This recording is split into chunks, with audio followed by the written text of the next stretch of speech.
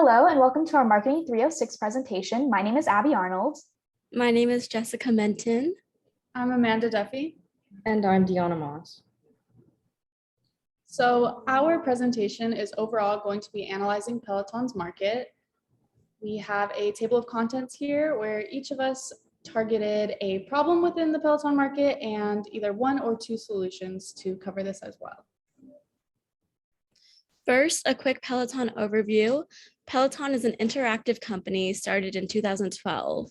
The American Athletic Company is located in the heart of New York City, however, maintains a virtual market for over 5.9 million users across the United States. Peloton not only sells at-home workout equipment, but has created a dedicated community of online gym addicts. With a monthly subscription, consumers are able to remotely participate in workout classes with trained professionals. Continuing, Peloton describes himself as a company that uses technology and design to connect the world through fitness, empowering people to be their best versions of themselves anywhere and at any time.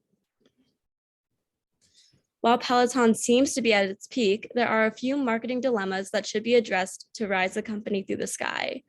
For instance, Peloton mainly focuses on advertising through the utilization of consumers' ways of cognitive processing. Cognitive processing is needed to help manufacture an established brand name, as consumers act accordingly to how others react from the company experiences. If word of mouth is positive from previous consumers, usually pending consumers are more likely to purchase and vice versa. However, there may be flaws in only using the specialty of advertising. It should be noted that relying on how others behave towards the company may lead to previous consumers exaggerating and sharing conflicting or different experiences. Moreover, using models unrelated to Peloton may be seen as cheap, as seen in Figure One's angry tweet. TikTok star Addison Rae was set to represent the UFC. However, there was an insane amount of outrage due to her lack of knowledge and experience. Peloton does not want to have a similar issue with models whom do not relate to their products.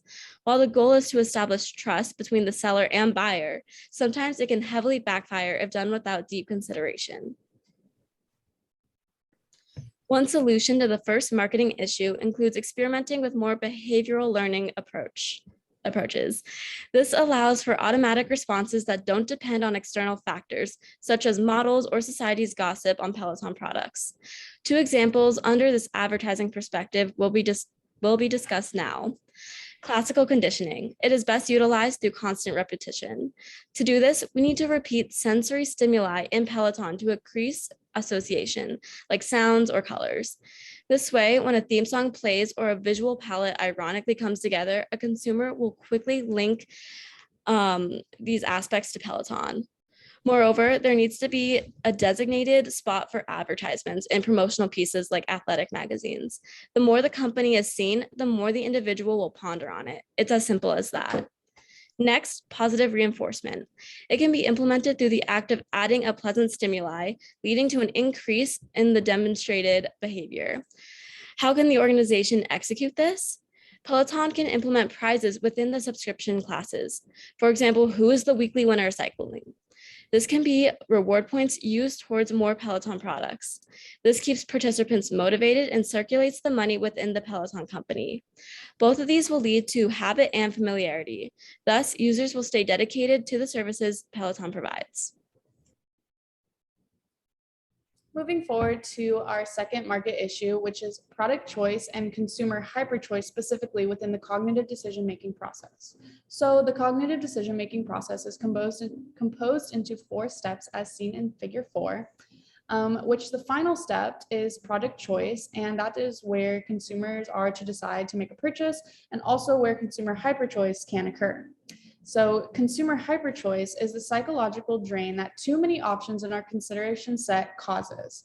Consumer hyperchoice may occur for consumers in the product choice decision for Peloton due to the overwhelming amount of options when buying from the company. So it's great that Peloton has all these different options to buy from, but sometimes consumers can be overwhelmed with all this information at once.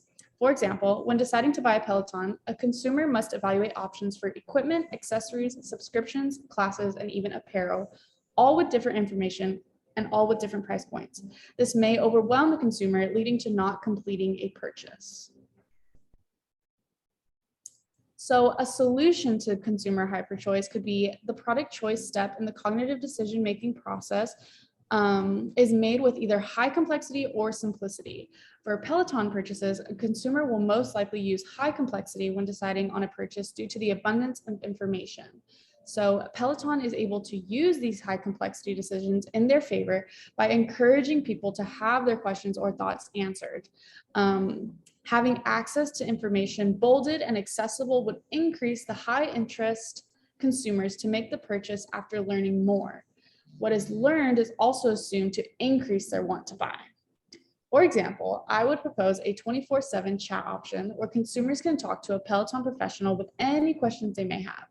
With the variety of products offered and different subscriptions or programs to buy as well, this would help clarify the complex decisions and help with consumer hyperchoice. Being overwhelmed would allow consumers to see that there is people to help whenever they need and hopefully use their high involvement to buy through the knowledge gained. So being offered help would also simultaneously start a trustworthy relationship with potential customers. A second solution to consumer hyperchoice is ensuring that the company is able to clearly show consumers what they have to offer through their social platforms used. On the website, there's quite a bit of navigation that has to occur before reaching simple comprehension of all you can buy. The solution to this could be posting a product and its description once a week on social media. So on big accounts like Instagram, Twitter, or Facebook, they can post photos showcasing the product with a description of what it is, the price range, any description they have for it. And for YouTube, they can post short videos explaining aspects of Peloton, also helping clarify what exactly the product or Peloton does. And the more frequent clarifying information is being released, the more exposure and consumers the brand will receive. On social platforms, the brand can even do weekly Q&As to publicly answer and share any questions submitted. And this gains awareness, consumers, and overall reduces the consumer hyperchoice situation when evaluating Peloton's market. So the next Peloton marketing issue that we identified has to do with the motivation process and the consumer needs. So a little bit of background on the motivation process and consumer needs. The motivation process refers to the processes that lead people to behave as they do in order to achieve a desired end state. So you can see figure 5 there over to the right, it shows the motivation process outlined. And then Peloton arouses a potential needs/desires in consumers to maintain a healthy lifestyle.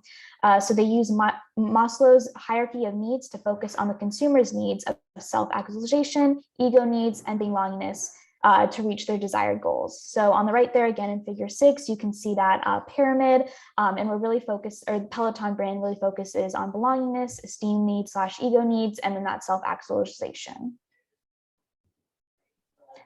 So Peloton does a great job of using marketing strategies that apply to those needs/desires, but they sometimes fail to address the motivational conflicts. So this creates an approach avoidance conflict, which basically is when we desire a goal, but we wish to avoid it at the same time. So while the Peloton bike and other services offer might be desirable to customers wanting to fulfill their fitness goals, the price might cause them to avoid the brand altogether and turn to alternatives. So Peloton users have, or potential customers have, that want to maintain a healthy lifestyle and use Peloton products because they see that they're the best and they're high quality, but at the same time, they look at the price and they see how expensive it might be, wanting them to avoid that. They avoid it and turn to alternatives. So as you can see, with all these extra costs, including delivery, setup, and monthly subscription fees, it may cause more tension for them, for consumers, and it ultimately reduces their drive to buy Peloton products. So some possible solutions to this. So a solution to the approach avoidance conflict could be to eliminate the guilt altogether. So while it might not be possible to reduce the price of these products because they are so expensive, we can make sure their needs, the customer's needs/desires, are met above and beyond, so price becomes a smaller factor in the process. So one way Peloton can do this is to provide a trial week or a trial month to test out the products and services. Based on consumer behavior that we've seen, consumers are more likely to test something out if it is free to them, increasing the likelihood of purchasing the product after their trial period. So they test it out for a while and they see that they really enjoy the Peloton products, so they want to continue using them. So again, that increases that likelihood that they're going to eventually purchase the product and the services in the future and continue to use them. So another solution to this approach that kind of covers the drive aspect of the motivation process is to encourage consumers to continue to use Peloton by providing rewards. So while we can already earn points, badges, and achievements in the Peloton apps and services, it might be effective to earn something that is kind of worth more the price that they paid for it. So this could be access to special classes that you can only unlock if you use their products on a regular basis or participate in certain challenges that happen weekly. And this would cater to that consumer ego need of wanting to feel accomplishment or even self-fulfillment. The last marketing issue we chose to cover is Peloton's lack of advertisement of their total product line through attitudes and persuasion while being focused on their high price point. Peloton's advertising has mainly focused on their stationary bike and has done well persuading people to do further research on the product, yet Peloton fails to meet expectations when advertising their entire line. Their advertising so far has swayed some consumers into the lifestyle appeal of the brand, but has also created a block for consumers looking for more extensive home workouts. Peloton has yet to advertise their price point directly on any of their ads, which, when looking into the company, may be one of the biggest factors that deter potential customers the most. While they do offer a 30-day free home trial for all of their products, this is never explicitly stated in their ads, nor is it a main focus on their website. Some potential solutions for these issues could be to advertise their entire product line to current customers by creating a newsletter.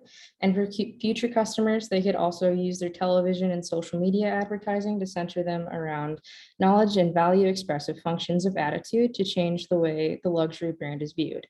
Using the knowledge function to expand on the information of what services the company has to offer has recently been seen on their current television advertising. Also, what results the program creates for its users to further influence and change the attitudes of home workouts just not being enough. Using the value expressive function, Peloton can start to center themselves more around the idea of being an investment that will not only create the results that you want, but will also connect you to a community that you might not reach in the gym. A solution for their high price point would be to make their website more user-friendly and change their advertising style to fit the idea of a lifestyle brand.